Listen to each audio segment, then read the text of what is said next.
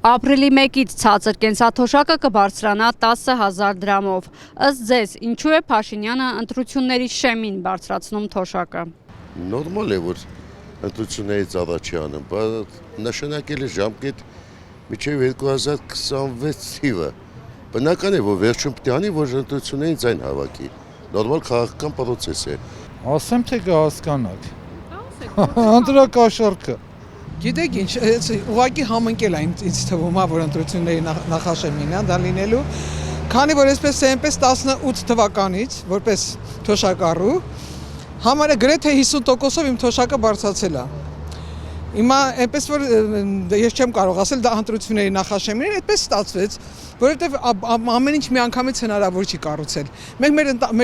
տունը միանգամից չենք կառուցում։ Տարիների ընթացքում ինչ որ մի բանի հետ, ինչ որ անում ենք մի բանի հետ համընկնում, ծնունդ, կնունք, ամուսնություն եւ այլն, այդպես որ ես դրա մեջ ոչ մի բան չեմ տեսնում։ Ապրինքը այդքան բանից հետո որ կարում է հետելանի մալադեց իրան։ Մենք քարտով ենք օգտվում ամեն ինչից, որովհետև շատ գոհ եմ։ Ահագին տոկոսներ էր եկել իմ թոշակի վրա, շատ գոհ եմ Ազիզ ջան։ Գիտեք ինչ, ես համաձայն չեմ, քանի որ շատ մարդիկ առևտուր անում են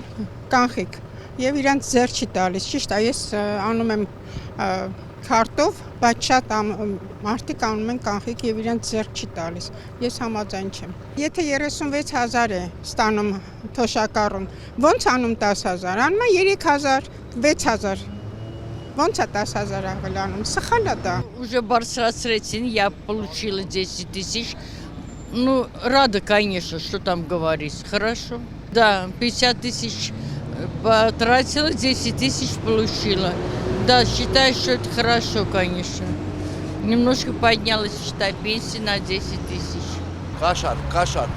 Շատ վատ եմ գնահատում ու նույնիսկ գրել եմ ես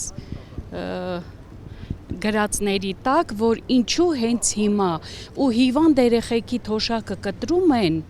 հիվանդ կարգ ունեցող շաքարով հիվանդ երեխի թոշակը կտրում, հիմա ավելացնում են մեծերի թոշակը, ինչի համար։ Դե PR խոդը էլի երևի։ Դրական, ինչ է։ Չեմ կարծում ընտրությունները այդ կապ ունի, միջև էլ որովհետև